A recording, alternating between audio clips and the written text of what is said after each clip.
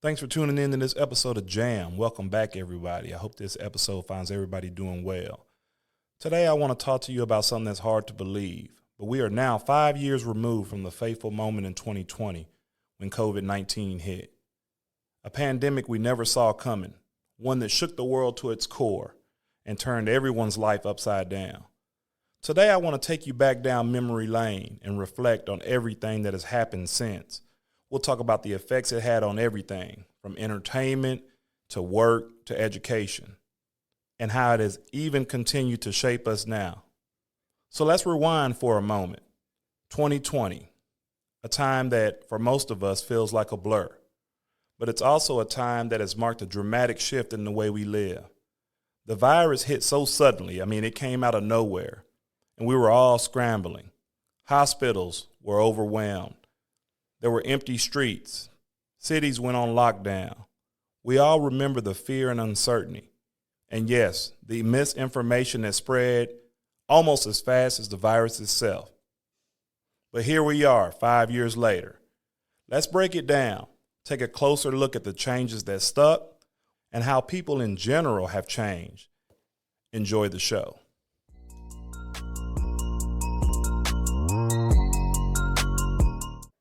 First, let's talk about the entertainment. Remember how in those first few months of the lockdown, the streaming services, they blew up. It became our lifeline. Like Netflix, Hulu, Disney Plus. They were all keeping us connected to the outside world. We probably watched more shows than you can even imagine. Documentaries, sitcoms, movies. If you hadn't watched a show during this time, you caught up on it. And of course, the one reality show you never thought you'd watch, but somehow you became addicted to. But it wasn't just about binge watching. It was about survival, keeping a sense of normalcy. Fast forward to today, and the entertainment landscape has transformed permanently. We can watch anything, anytime, from anywhere.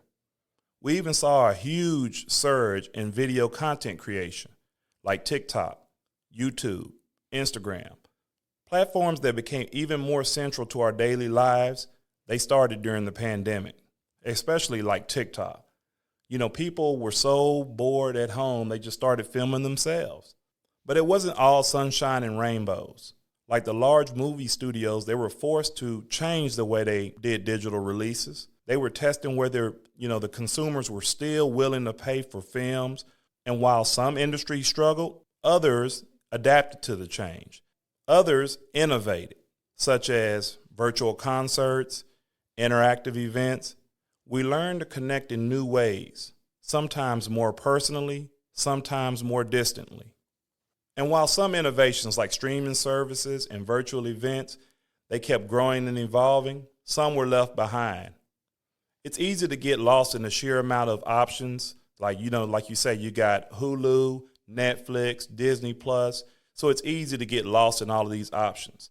The abundance of choices made it harder to connect with others over shared experiences. Now let's talk about work. During the pandemic time, obviously, people weren't going into the office. So the work from home, the remote working was born at that time, and it was a game changer. In a matter of days, office buildings emptied, millions of people that transitioned to remote work. Your office was now in your living room, at your kitchen table. Even as a teacher, we taught from home. We logged in with the students virtually, and Zoom, became a big deal. So we were doing all that from home. For some, it was a chance to embrace flexibility, more time with the family, less commutes, a better work-life balance. And even as restrictions eased, many companies chose to stick with the remote or hybrid work schedule. Even when we started back in school, the kids had the option to either go back in person or stay remote. For businesses, that meant fewer office spaces, so you didn't have to pay as much for the office spaces, and more people enjoying the freedom that comes with remote work. But there was also a downside. The lines between home and work, they were somewhat blurred. There was always an email you had to get onto, a Zoom call you had to jump on. The boundaries were often non-existent. For many, burnout was real because they couldn't balance work and being at home. And then let's not even talk about the isolation that came with remote work. Some people need to be at work where they can be around other people. No more, talking in the office, and some people need that. No ideas change face to face. A lot of people feeling disconnected from their colleagues. And the social aspect of work was definitely taking a hit during that time. So as we move forward, we learn that balance is key. Some people love the remote setup. One thing is for sure, though, the pandemic forever changed how we approach the workplace. Now let's talk education. This one was tough. Schools closed, universities shifted to online learning, and suddenly the students and teachers were navigating a new way to learn. Virtual classrooms became the new norm. The technology was thrown in the overdrive. And we all learned what it was like to have a teacher on the screen rather than in front of us.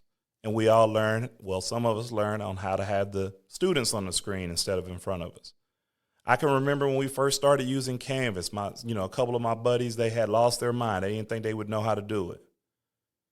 But it was an opportunity for us to innovate and have new tools like Canvas, new ways to learn. But for others, it may have been harder because they may not have had the proper technology, may not have had the great internet connection. And the challenges of online learning made it difficult.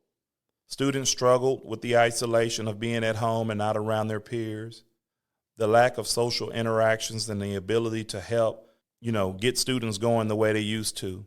Teachers faced an uphill battle, and it was hard to do.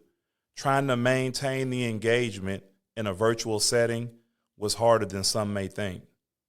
Even today, schools are still working to bridge the gap. The shift to hybrid learning is something that will likely stick around. Even as in-person education returns, online resources made learning more accessible for so many, and the ability to access classes remotely is a privilege many students now expect. If they don't like being in person at school, they can simply go back online. That's still going on 5 years later. But while we've become more flexible, we've also seen some gaps that remain. The digital divide is still an issue, and the quality of education remains uneven. As much as technology has helped, it has also exposed how much work needs to be done to create equal learning opportunities for all students. Last but not least, let's talk about how COVID-19 in that time affected the people. In the early days of the pandemic, we were all forced into a kind of collective pause. We were all stuck inside. It was still new to us. We were away from our friends and families and faced with some difficult realities. This forced break gave a lot of people time and space to reflect on their lives, their priorities, and what they really wanted from the world around them. And a lot of that is stuck. People are rethinking what work means, what success means, and what their place in this world is. There's been a noticeable shift in priorities, a movement toward mental health, personal well-being, and meaningful relationships. On the flip side of that, there's also been a rise in anxiety, loneliness, and depression. Social isolation took a toll, and many are still dealing with that mental health fallout from the pandemic years. The resilience of people has been incredible, but we also need to recognize that the trauma that still lingers beneath the surface. It's not all sunshine and rainbows. It's kind of complicated. So let's look at it. Where are we now? Where does that leave us? 5 years later, we're in a world that's still adjusting. The scars of COVID are still there, still visible, some hidden, but we've learned, we've adapted, and in many ways the pandemic has led a positive change. The flexibility in work, the digital transformation of entertainment, and a greater focus on mental health. These are all steps forward. But it's clear that not everything is perfect. There still remains issues to address, from the inequality to burnout to social isolation. What is clear, though, is COVID forced us to rethink the way we live, work, and connect. It pushed us to innovate, to take risks, and to question long-held norms, things that we were used to. It was changed in an instant. But it also shows us the importance of community, human connection, and compassion. As we look ahead, we've noticed that the opportunity to build a world that's more inclusive, more flexible, and hopefully more understanding. It's not going to be easy, but if the last 5 years has shown us anything, is that we're capable of far more than we ever imagined. So I want you to think about where you were 5 years ago and how you felt during that time. And just know that things changed in an instant and we were still able to adapt. So keep that in mind. Adapt or you could be jammed. Thanks for listening.